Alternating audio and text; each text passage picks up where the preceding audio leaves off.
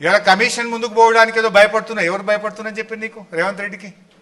తప్పకుండా కాళేశ్వరం కమిషన్ ముందు మేము వెళ్తాం.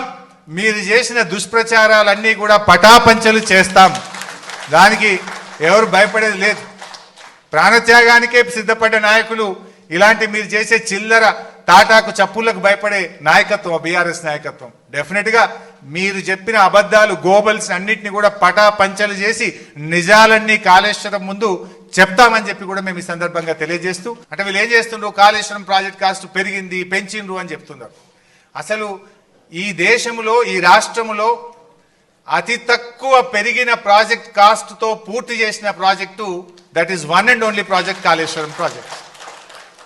నాగార్జున సాగర్ 1954లో 122 కోట్లతో అంచనా వేసి ఎస్టిమేట్ చేసి పనులు స్టార్ట్ చేసిండ్రు. పూర్తయ్యే నాటికి 1183 కోట్లు, అంటే 9 రెట్లు పెరిగింది ప్రాజెక్ట్ కాస్ట్.